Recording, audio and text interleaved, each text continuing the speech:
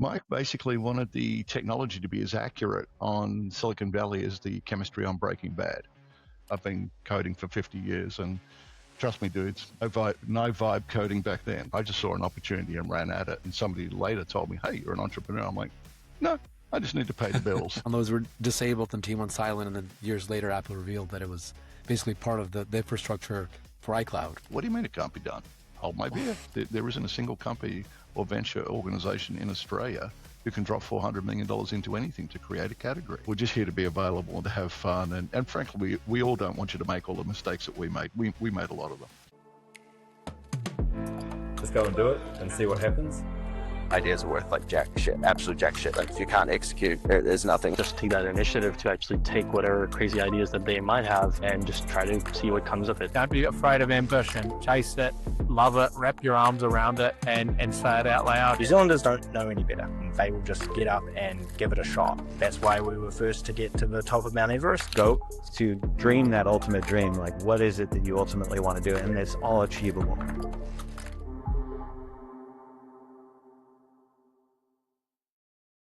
All right, Andrew, thank you so much for joining us on TechMates. Glad to be here. Amazing. Yeah. We looked at your CV. There's so much going on your CV that I think we can't fit it all into this 1 hour, but we'll try to get the highlights. One of the things that really stood out to me is that you, and it's a bit of a random one, but you advised the HBO series Silicon Valley. Is that correct? Yeah, I did. I worked on HBO Silicon Valley for 5 seasons as a technical advisor to the production, and it was a whole lot of fun, actually. There's quite the backstory as to why, but yeah, would love to start with that, actually. How did you get into it, and what was it like? Well, it was I was working with a very good friend of mine who was an advisor to India's second largest retailer and ran all their digital properties and e-commerce capabilities over there. And he relocated back to LA and had been in the entertainment industry and hooked up with the studio and gave me a call one weekend and said, "Hey, I got a guy on the line that wants to talk to you." And I'd known Jonathan for a long time, and I'm like, "Yeah, I trust you." It turns out that guy was Mike Judge. Basically said, "Yep, you've got the gig." I said, "Well, I didn't think I was interviewing." What it was Mike basically wanted the technology to be as accurate on Silicon Valley as the chemistry on Breaking Bad, because there was quite a riff, if you like, between Hollywood and Silicon Valley, and Mike's actually an engineer himself. That's kind of what motivated him to do Office Space way back when. And he was adamant that the tech had to be correct, and we loved that. And I said, "Yeah, so that means I can pull the writers up and get it accurate." He said, "Absolutely." So we basically had a lot of fun. We did a lot of really cool things. I could probably do an entire podcast on the stuff we did. We had all sorts of fun breaking the 4 walls, getting out on the internet. We put all sorts of fun stuff everywhere out there on the internet as well. So it was quite the fun thing. Yeah, everybody needs to have something fun on their resume like that, right? That is a very fun gig, yeah. And I'm in the IMDb database for 50 episodes. I think Mark doesn't know about Silicon Valley because he's not in pop culture at all, but he had a startup actually that was called Piper. I'm not sure if that had anything to do with the HBO series. Yeah, no, I'd have to check with the legal folks in New York at HBO. With Pied Piper, we made sure we had all sorts of coverage there. Yeah, I think Mark, did that have anything to do with the Silicon Valley series on HBO or?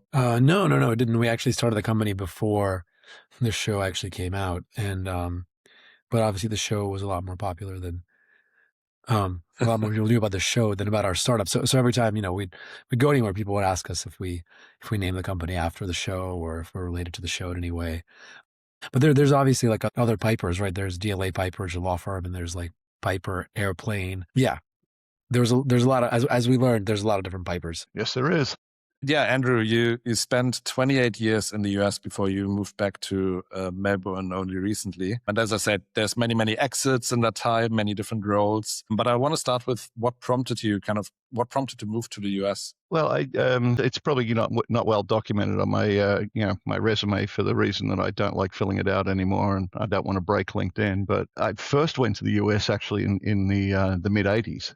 when I was actually, I was with Arthur Andersen way back when, and I did a stint in Chicago, and my now wife was a broker in New York, and we kind of got a taste for the US in the mid-'80s. Both of us were over there on 6 months secondments, and we really enjoyed it. And then I had the opportunity when I built in the mid-'90s, early to mid-'90s, Australia, probably one of Australia's largest niche SAP integrators. And we grew that from 0 to 300 team members and sold that to Deloitte. And then Deloitte actually asked me to come to the US. So it wasn't really I'm dying to go to the US and I've got to get there at all costs. It was, a convenient acquisition. And then, hey, by the way, can you run a global practice here, and we'll relocate you in Silicon Valley? And that was a pretty quick yes. Actually, the alternative was actually to go up to Asia and be chief operating officer for Asia Pac. And I said, done a bunch of time up there. How about I go to the US? And that was actually what got me over there. So it wasn't really the aspiration just to be in Silicon Valley for the sake of being in Silicon Valley. It was purely commercial, and it was very deep in the tech industry and in Silicon Valley. And it was a frankly great time to be there in the mid to late 90s. Yeah. What was that like coming from, I guess, Australia to Silicon Valley? Did that feel very different in terms of the tech that you would see there? Yeah, well, first of all, it was a really huge adjustment. I really feel like my grandfather on the porch now, giving old stories of what at least used to be like, right?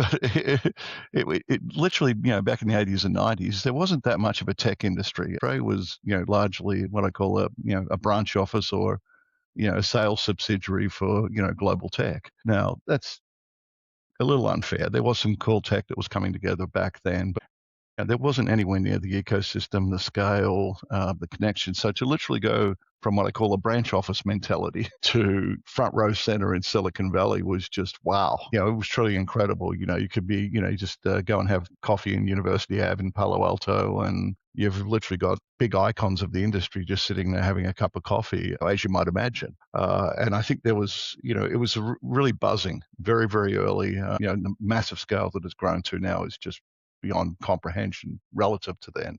But it was really exciting to be there and actually, be able to walk up and down the street, or, frankly, drive up and down 101, which is probably a lot closer. You can't really walk around there. But getting to know the area, getting to understand the culture, which was very open and collaborative, and very welcoming. Actually, it was very exciting to be there. Did you have a sense of the scale that the internet industry was going to become back in the day?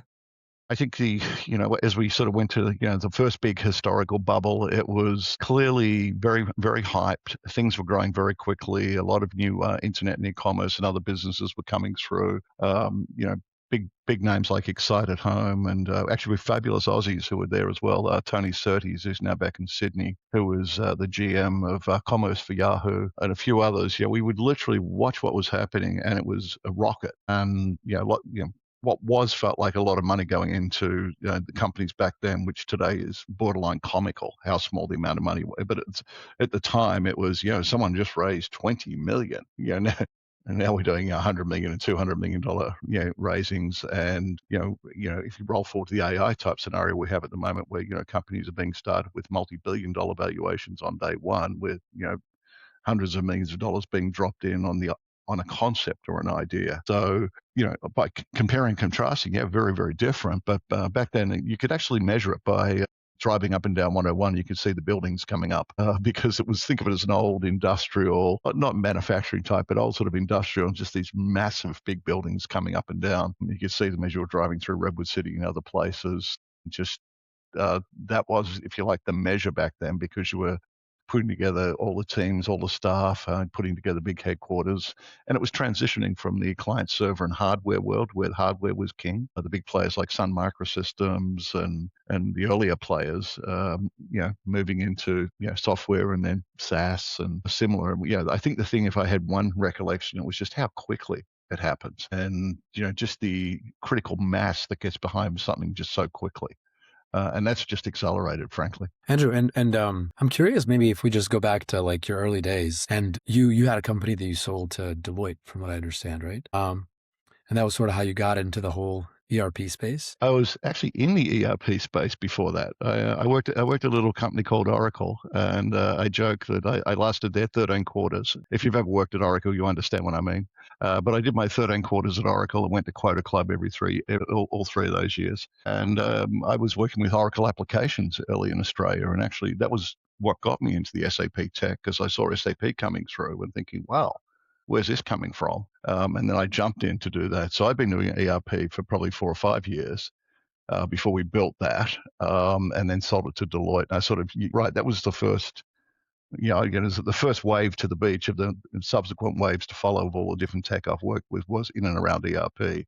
So I did Oracle, SAP, and then actually Deloitte brought me to the US and said, there's this emerging stuff called BAN, B-A-A-N, which is the manufacturing space. Can you lead that practice worldwide? And I did. And then I actually left Deloitte to actually go and run half the revenue worldwide at BAN Company, and actually said, I really want to go into I prefer to be in the software industry. I'm a it's not that I don't like Deloitte. It's a wonderful firm. It was just, as my wife reminds me, if you'd stayed there, you'd be a partner for 30 years by now. I said, thank you, darling.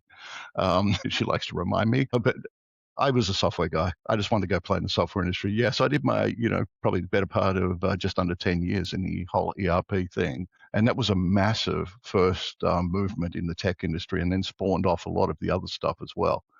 So a lot of the, the veterans and the pros actually did work in and around the ERP industry. And, SAP is still a giant today. And, what became, Salesforce and what Salesforce has become now is a giant, because that spawned off the CRM curve, then the supply chain and all the others. So it was all of the core technology, which was consolidating at that time become the backbones, and then was really the front end of what became all the SaaS platforms as well. So it was kind of fun to be there historically and, know the players and know what went on. In fact, I joke I worked with Mark Benioff way back at Oracle when we were under $1 billion in revenue, way back when, on a global basis. And Mark's in Salesforce, and then we had fun parodying him on HBO Silicon Valley. I'll get into trouble for that one. It wasn't directly Mark Benioff, but maybe an abstract of the character. Andrew, for folks, a lot of the folks who listen to our podcast, they're entrepreneurs or aspiring entrepreneurs, and we hope to inspire kind of local Kiwi and Aussie aspiring entrepreneurs to start companies. A lot of them, they gravitate towards companies or ideas or tech that is immediately applicable to what they know. Consumer apps, solving problems maybe for small businesses. The whole ERP space and that whole enterprise angle, most people don't know what that is. Could you maybe, in a nutshell, explain quickly what ERP was, and also kind of how you saw that whole industry evolve and what made it interesting for you? Yeah, so to me, the simplest way to explain, the literal ERP is enterprise resource planning. It was a bunch of marketers who needed to say something sexier than accounting and back office, right? But it was, to signify the scale. What really was that for the first time, you could fit an entire application on a server. In the past, you had an accounts receivable application, a manufacturing application, the general ledger. So it was the first time that all of the applications could be fully integrated into a single application and instance. And that was, big deal way back then. So, think of, it was even, obviously pre-internet, where it was just the ability to see if you can get something onto one machine rather than multiple expensive machines to be able to just do your back office and administration. Massive task. Today, you feel free to roll out the, hey boomer, what are you talking about sort of jokes, but we were constrained by the hardware back then. Roll forward to today, we're not constrained by cloud, server, compute, any of those sort of things today we had back then. So therefore, you were inventing, delivering, and executing on just a different type of tech. But ultimately, you learned all of the problems that you had to do. We still had the security, the file system, all of the other problems. But it was foundational, because if someone like Coca-Cola or Boeing worldwide wanted to put in one big worldwide global instance to run their business globally, you couldn't do it in the past. It was that simple. And your first degree was in commerce, from what I understand, right? So why was this stuff interesting to you? And how did you get into it in the first place? Well, to give you the full history, I did my first startup 38 years ago that I sold 36 years ago. And to give you the really, really old story, my father was head of quality engineering out at Philips here in Australia. And he would used to bring home printed circuit boards, and we'd just goof around, and I'd build digital dice or all sorts of things. So I was kind of goofing off and hacking around down at the printed circuit board level when I was about 8 or 9 years old. Then I got access to some mainframes. In fact, they called them mainframes. I think it was like a DEC PDP-11, to be blunt. But for those who are old enough and nerdy enough. But I was doing programming and software and developing software, when I was 12 or 13 years old, and I'm 63 now, so I've been coding for 50 years. And trust me, dudes, no vibe coding back then. Zero. We kind of had to do it the hard way. It was like carving it out of a rock. Have you tried vibe coding now? Yeah, I do. I hacked together something on the weekend that I needed to do for one of my companies. It took me 15 minutes, and then then I went for a walk. It was beautiful. I could never have done that. 50 years ago. But my history sort of goes all the way back, and I had this I always loved software. I always loved software. I then became a chartered accountant. Went to Arthur Andersen, but I had this nagging. I love software. I love what software can do. My aha moment when I started my first business was, actually, I can speak fluent nerd and actually fluent bean counter.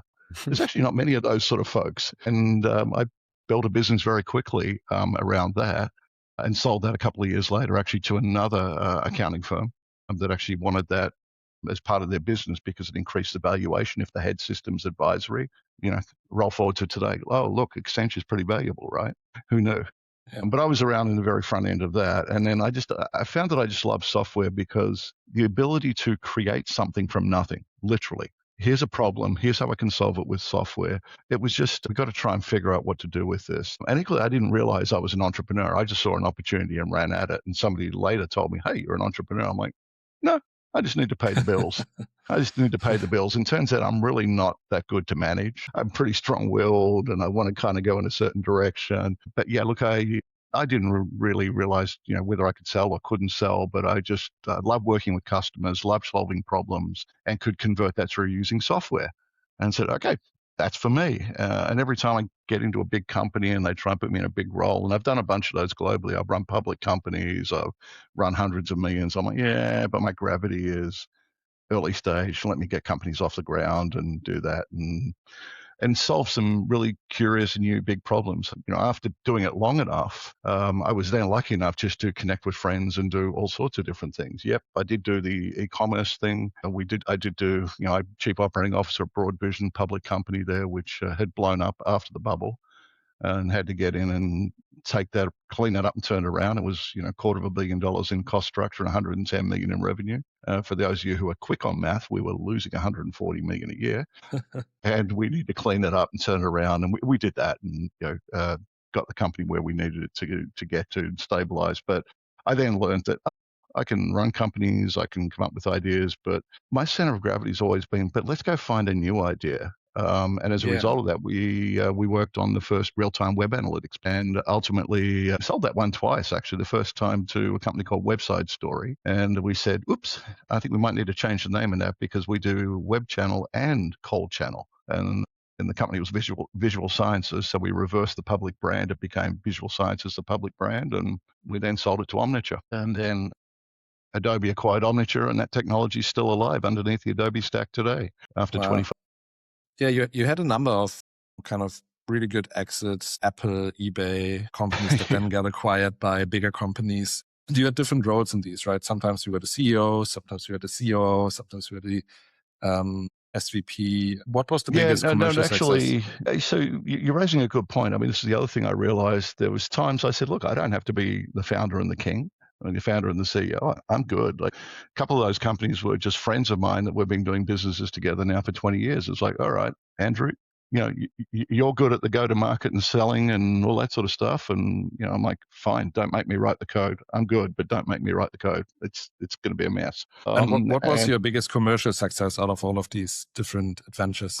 Frankly, all of them were successful for different reasons. The Visual Sciences was a wonderful exit, selling it twice, and knowing that it is still in production today after 25 years as part of the Adobe stack. That's pretty cool. I was pulled in at GSI Commerce when it was just prior to it being acquired by eBay. That was my friend who also started. One of the co-founders of Visual Sciences, and Jim was then doing some advisory work over at with Michael Rubin at GSI Commerce, and said, can you come on over?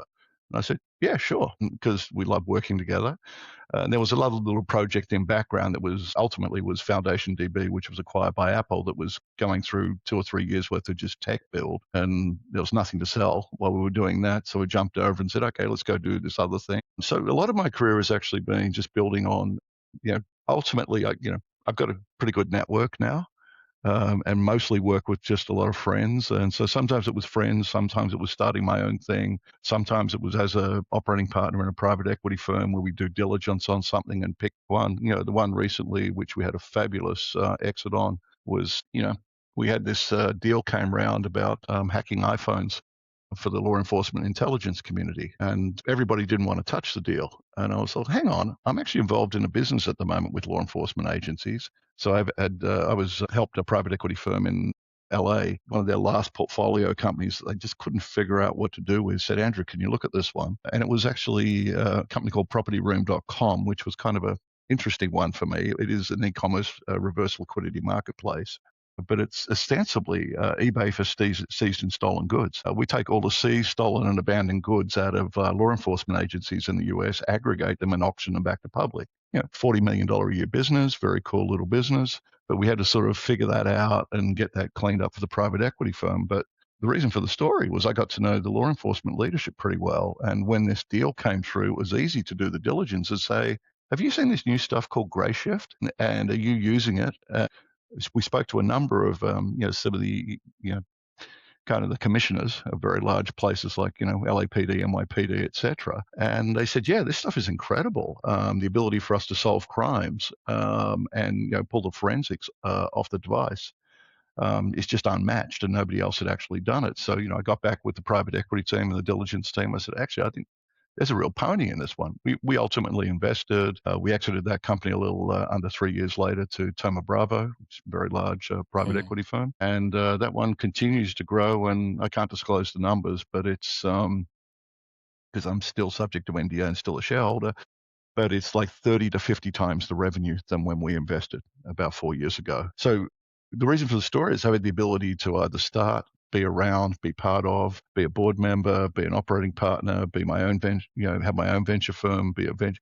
So I got then sort of flipped into, okay, how do we build, grow companies and or partner with other people? And so for me, it was just, you could say you're a serial entrepreneur. I've just worked in and around the industry for over 40 years now and seen so much stuff.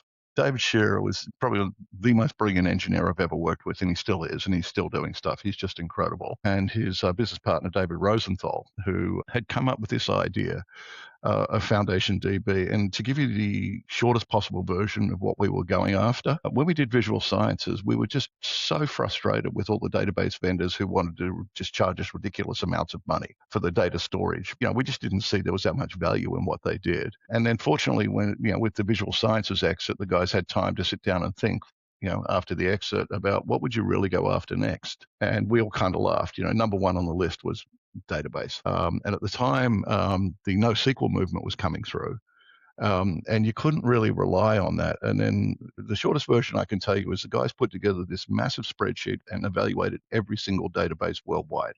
And what it boiled down to was it became obvious once you did all the analysis. It's like every single database has made a particular set of decisions about storage structure, data model, API or language level interface. So, Oracle is, SQL relational, however, whether they're doing the fully distributed or a non-distributed database at the storage level. So it became clear, well, why do all three things have to be together? And that was kind of the aha moment, because if you could somehow separate the storage layer and create a massively scalable and persistent storage substrate, then you could actually do any model on top of that, or multiple models on top of that, and then abstract out of that, and then at the API or the language level, integrate with that. And set about that. The project took about 6 years. So it was a heavy engineering, long life cycle idea. And basically, everybody said it just couldn't be done. There was Werner Vogels, who was the CTO of Amazon at the time. If you have a look, there was a thing called the CAP theorem. And the CAP theorem was you can have two of consistency, availability, or partition tolerance. You cannot have all three. Us being cheeky now say, you understand the word theorem. It's like, it's a theory. So what we really went after first was actually the persistent data storage. Basically make sure the ones and zeros have all the ACID transaction capabilities and do that first. And there was some clever technology, including consensus protocols, if Paxos consensus protocols and other sort of stuff, if you want to get nerdy and dive deep. But the way to think about it, we went at it layer after layer after layer. The other thing that did, and the guys were just genius, and I love this, they actually said, let's never, ever rely on hardware. So let's get the worst possible hardware and we'll go test it on the worst possible hardware. So back in the day in the US, that meant literally going to Radio Shack and buying commodity stuff and literally plugging it together with wires and then pulling it apart and see what happened. But ultimately, what the guys did, and this is the next startup, I'm not part of working with these guys now, the next startup's called Antithesis, if you look it up. What they then created was synthetic engine testing to actually figure out all of the things that could go wrong and create millions of combinations of permutation, actually, and kind of recreate synthetically the internet at scale so you could actually test this. That company has now raised hundreds of millions of dollars, and it's the same crew that it was FoundationDB is now doing Antithesis. And I tell this story because this is a lot of how the industry works. You work with people you've worked with before, you come up with the next idea, you go after another problem, you pull together the teams and the capabilities. And I think this is one of the things I'm excited about Australia and New Zealand. We're starting to see the second and third time entrepreneurs now inside of this ecosystem. And that's one of the things that's very core to the United States, Silicon Valley, is that you've got 40 plus years of that happening and the capital and the teams being recycled into the different plays. Now, the one thing I will tell you let me just tell you quickly about FoundationDB as well. The hardest product in the world to sell. So just think, we're selling the promise that we can do SQL on top of NoSQL. Now, after everybody's falling off their chair laughing, and then you're actually competing against IBM, Oracle, Microsoft, and everybody who's got a massive database, a massive scalable database, making the claims that we could do what we do. Try selling that without coming up against 7 Oracle salespeople who are just going to destroy you. So the point you made earlier, we made a very deliberate decision to keep the company very quiet and just really work it actually through the developer community and really work it down that way rather than big, bold website, big, bold marketing claims. But it was very hard, actually. I mean, try going to Bank of America or Goldman Sachs and trying to pitch what we do. They just fall off their chair laughing. Now, we did get audiences. We did get there. I'll tell you, the deal to get done with Apple was nearly 2 years. And being in the first meeting there, their jaw kind of hit the ground and they loved it. And then they did it. They acquired it. A lot of people don't know today that the storage substrate and FoundationDB sits underneath things like Snowflake and Tigris. And so it was actually a very transformational technology and it was basically one of those things that everybody said it couldn't be done. And it's what I call the hold my beer moment. What do you mean it can't be done? Hold my beer. Let's take a shot at that one. And the Apple acquisition, how did that go down? Can you share anything about that? Yeah, broadly, it became obvious that they were very, very interested over time, just with the depth. But I can tell you, it was a very, very, very long process, working deep with the technical teams. And part of the acquisition was they acquired the entire engineering team and they moved to California. We were based on the East Coast. Turns out I joke in that transaction, I'm a non-engineer. I wasn't useful. But yeah, my job was, sort of help in the front end of, the sales and services and getting it all off the ground. But yeah, that was just an incredible experience because it was very hardcore and you had to strongly believe in what you were doing and just passionately go after it. And I've never seen such a wall of no in my go-to-market career ever. It was just, wow. Okay, let me just get torn down by every single prospect. But we got there. Can I just ask, so across all and you alluded a little bit to it, but you had all these opportunities to work on all these different projects in different capacities, right? Sometimes you would kind of be the one initiating it. Sometimes you would be part of an acquisition that then turned into something and you would be a shareholder. How do you think about prioritizing what you want to do if you had all these different options of what you could build? How do you prioritize your time? Well, for the folks who know me really well, they know that I'm just a hot mess and an energy ball, and I chase a lot of things, and I've got a good nose for what's going to work and what's not going to work. So I joke to everybody, I'm the worst person in the world to ask that question because I'm always co-founding companies or investing in companies. So said differently, I just got comfortable with the plurality of all the different things that I'm working on. So effective today, I'm an angel investor in 2 sustainability plays, one around curved robotic concrete and looking at geopolymers and chemistry. I'm in a sustainability play where we're taking, sorry, I should name the company, it's Curvecrete, spun out of the University of Melbourne. And then another one which is doing, basically we're taking crumb rubber, which is recycled tires, aggregate and a binding agent, and putting together porous pavement. All the way through to, we're launching a company in a couple of weeks called Lighten Lab, which is working on mental and cognitive load. And I decided, after 42 years, I need to start yet another company called Austral Impact. Yeah, we're going to talk about that, but we'll talk about that. We'll talk about that a little bit later. But yeah. What I found that I choose and work now in the things that really interest me. It's what I call the portfolio part of the career, which becomes very important to say what are the things that interest you, and how can you actually capture and add value. And I learned that me going and working for someone full time is probably about the craziest thing I could ever do.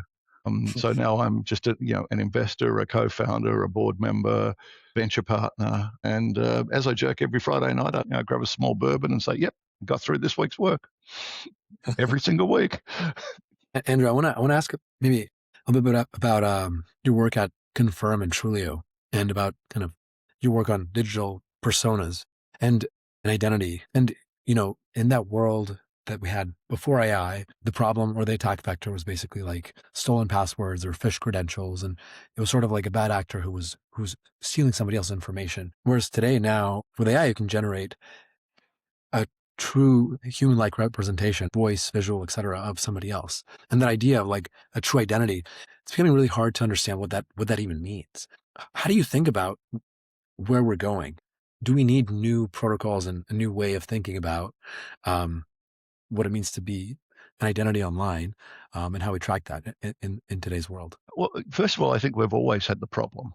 I don't think it's a new problem relative to AI. I think we've always had the problem. And my favorite way of expressing this, because I did a lot of personalization work, was that, essentially the IP address to the house was the assumption of who was actually at the house. I'm like, but 7 people live there. And you've got mum, you've got dad, you've got the kids, you've got varying ages, grandma's visiting.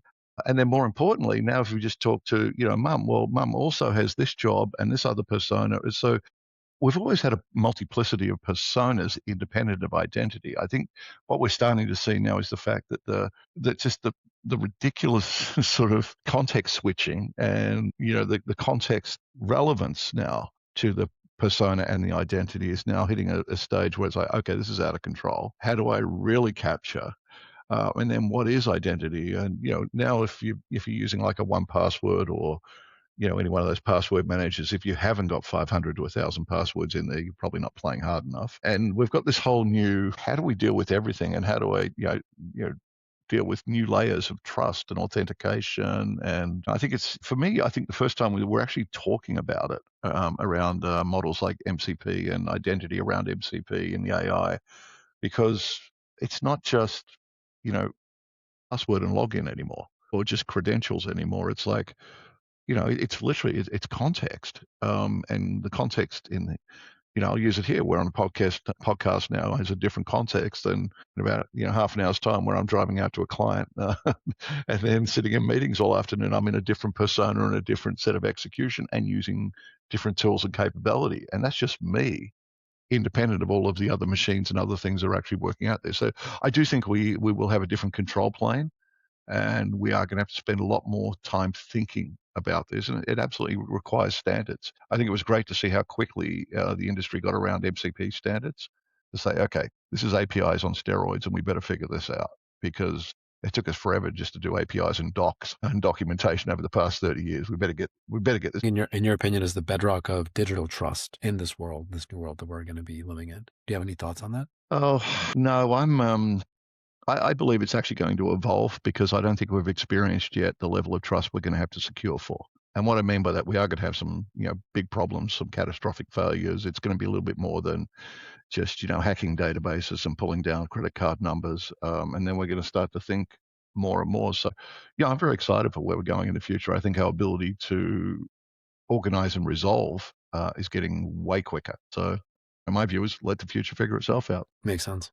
That's a good motto. The other kind of thing I'm curious about is you've exited a lot of companies. You are kind of in the C-level of a lot of them. It almost kind of reading your biography feels like, you sort of have a 10 out of 10 kind of performance in terms of I'll take 5 out of 10, but you're very kind of you. well, Did you want me to talk about the ones that I've blown up? I've had a yeah, few absolutely. failures. Yeah, I would love to learn about that. But what did you learn? I mean, I guess you clearly got this down to a science in some ways, right? Mergers, acquisitions, doing deals, understanding what kinds of companies are needed at the right time. I think a big part of what I've learned to kind of being an investor is it's not just important to be right, but it's important to be right in the right time. Maybe the thing you're betting on will be true in 50 years, but if your horizon is 10 years, then you're going to fail. What are some things, I guess, that some strategies or heuristics that you picked up along the way to help you have such a high batting average? Yeah, so first of all, as an entrepreneur, I banish the word from I'm going to build the next billion-dollar company, or the concept I'm going to build the next billion-dollar company on day one. If you're a student and just study the market, the majority of all companies get sold in trade sales. 80 to 90% of all early stage companies don't make it. And then the ones that are very successful actually hit the market at the right time. With the right set of capability and to be acquired or similar. They were just the right place at the right time. There are very, very few, the big category winners. Just a couple of handfuls. You're not going to be one of those. So if you engineer a company to build and scale, this is one of the things I do in a lot of the venture investing I do now, is on day one, who are you going to sell the company to? How are you going to IPO? How are you going to do this? It's like, who are you? Who are your potential acquirers? Who are your buyers? And I did one in 2000. Actually, 2000 was fun for me. I did a 1-1 draw. I'm talking failure in around the bubble. I started one, shut one. We raised 12 million on that puppy, and that was a painful shut down. At exactly the same time, I was kind of doing another one with a buddy of mine up in Boston, where we built 0 to 70 staff and sold a content management systems integration firm to a Canadian company 9 months later. Now, that one was that one was deliberate, because we said there's a massive shortage of that skill in the market. Let's just put 60 or 70 people in one place and it'll be attractive. And it was acquired. It was in many respects that simple. So versus I'm going to build a massive, huge company. That one didn't make it. Yeah. And can I just ask, because you're also an LP, right? And you meet GPs all the time that probably tell you, we only invest in the next category winners.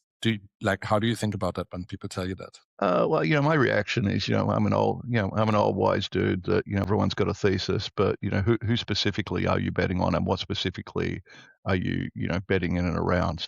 It's the micro thesis is what's important to me, because I still see it's the same as you guys. I probably see 5 to 10 companies a week, which, again, enforces the fact that I've failed at retirement.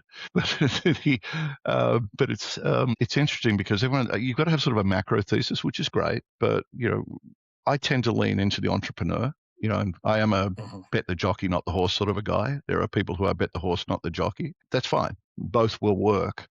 Yeah. But what I tend to do is I tend to work with with the entrepreneur to find the entrepreneur that's literally going to walk through a brick wall and be so passionate about what they want to do, and they've got the resilience to figure it all out. They also have to have a good idea and a great market opportunity, and some humility to figure out, here's what might work, here's what might not work. And it turns out there's dozens and dozens and dozens of those opportunities on a regular basis. So there are some folks who can pick well and execute well. Turns out if you've got $1 billion fund, it's easier to pick something than if you've got a $25 million fund. Go figure. Yeah, isn't it amazing how that economics works? It's interesting because you mentioned, you don't think about it like what's going to be the $1 billion company. But I think in the Valley, the culture in the Valley is that, you kind of go for broke. You go for the $1 billion company, and everyone reinforces that, right? That's the culture there. So I'm actually surprised, given the time you spend there, that you have the opposite approach of just like, hey, we're just gonna go hit singles and doubles and that'll be good enough. No, so actually you're raising a really good point. It's like, first of all, I'm a big believer in singles and doubles, and it's put nice, expensive German cars in my garage. I'm good. I'm okay with that. The more important piece is look at the context of the market. I'm back in Australia and New Zealand now. If I'm in Silicon Valley and I've got Andreessen Horowitz who can drop $400 million into a category and just create a category out of the ground, that's the unfair advantage of Silicon Valley in the US. There isn't a single company or venture organization in Australia who can drop $400 million into anything to create a category. This is, I'd love to take that same level of execution, but what I have is that same level of understanding and context to say, okay, and I'll use the example, if, A16Z drops 200 million into an area, it's like they're going to go running after this piece. Well, my immediate brain goes to, that means they're probably going to need this little piece of infrastructure or software in and around that. Let me build one of those and see whether that's interesting to them. So it's just a different way of thinking about the problem. I'd love to import that big thinking into this market structure, and we're probably going to be there in the next 10 or 20 years as well. Yeah. But we're not maybe at that stage of sort of market development, right? Yeah, that's probably a good segue to talk about what prompted your move back to Oz, back in Melbourne, and B, what are you going to do with your non-retirement here? Two very good questions. I think it was just I'd sold another company at the back end of 2023, and it was one of those reflection times. Okay, what do we do next? And it was starting to think about, do we retire in the US or go to Europe or similar? My wife and I came to a conclusion, and the whole family actually said, let's get back to Australia. We have family down there. We've really enjoyed it. And basically it was time. I'd also spent a lot of time at the University of Melbourne. I've been lead mentor on the TRAM program for 7 years and had worked with 35 cohort companies and had really... What's the TRAM program? So translating research at Melbourne. So it's research commercialization. Probably it's sort of the capstone of any researcher who's to spin out and do the commercialization. And that was where I worked with Curvecrete on the curved robotic concrete and Porous Lane with the pavement and quite a number of other companies. And I really enjoyed that. But on personal reflection, I think I wanted to get back into the giving back phase. I had scholarships at the university and I wanted to see if I can help on the entrepreneurship side, because that was one of the areas I felt I had the most to give. I can look, having done this and been that and having the networks and the connections, if I can give back and just do that. And I did. That was what I came back to do. And I realized that there's as much opportunity now in Australia as there's ever been, if not more, and got very excited about that. And then said, okay, let me do a startup. So we are launching in the next couple of months. It's been pretty stealthy, but we've already won a lot of customers already. It's a company called Austral Impact. The Austral is actually the southern winds that go from the southern hemisphere to the northern hemisphere. So whether we're taking Australian companies to North America or to Asia or wherever, Austral, and the impact of the Austral region to take what we do. Had a bit of fun with the logo as well. When you see the logo, it's on a 24-degree tilt or 23.5-degree tilt, which is the axis of the Earth. And turns out that up and to the right at 23.5 degrees is a hell of a number of a growth curve for revenues. We tied all that idea together, but the idea for Austral Impact was we found there was a whole bunch of really incredible Australian entrepreneurs who are coming back to Australia that if we could pull together in a team and make available for the local ecosystems and work closely with the universities, the venture capital firms, the private equity firms, and the ecosystem in general, we could infuse that experience to bring that narrative and network back to Australia to then help us elevate. And most of the team members who come back, there was another good friend of mine, Guy Daly, who 28 years in the US at the same time. And he saw a LinkedIn post and he said, hey, are you back? And I sent back to him and said, you're back as well. And Guy, I was at Cisco, Riverbed, BMC, and Infoblocks in product and corp dev and just incredible roles. And he's back here in Adelaide. I said, well, Guy, why don't we put something together? And we have a couple of, my co-founder, Simon Wilkins, who's been at the University of Melbourne, then Brandon Capital, and then ran the Monash generator with 15 plus years of commercialization expertise in deep tech. Said, well, why don't we co-found and put this company together? And when we launch, we'll have about a dozen folks like that, and we're putting them all in one place we're trying to create the concept of a virtual ecosystem that's available for everybody, because it's hard enough to find these sort of folks, but we know who we are and we know each other. We already are in each other's networks, and we're trying to now leverage that.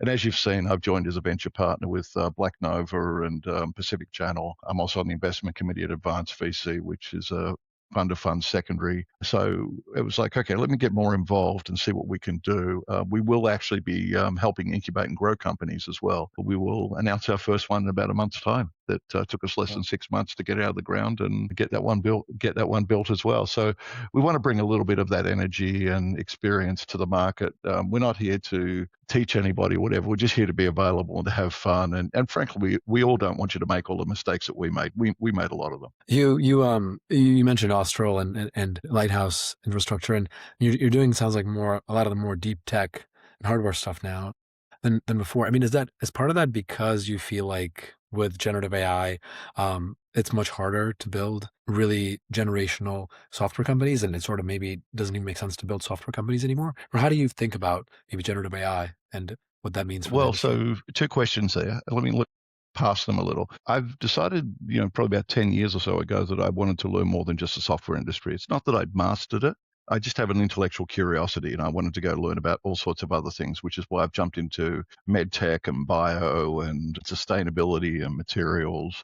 Because I was like, could you apply the same sort of, entrepreneurial principles? It turns out it's a little trickier and longer cycle, but you can do similar things. So that was there. Yeah, on the AI, I'm actually doubling down almost all the other things that I do in and around software around AI. Actually, I've co-founded a company called Kemu, Kemu, where we saw another one I've called the picks and shovels problems, which is around we're building all these models, and if you buy the thesis, actually one or two elements of a thesis, that number one, models are going to be revised almost real time, and they're going to have to be, the data and the execution thereof has got to be redeployed and provisioned and versioned almost real time. A lot of this is actually going to get deployed at the edge, and we're going to see edge compute because certain things are not going to be deployed and round tripping to the cloud, and then it's going to be more, just a whole lot more pervasive, which requires new tooling. Okay, just generating the code and doing the work, and I've seen, the majority of the stuff that I've seen so far around LLMs and models and RAG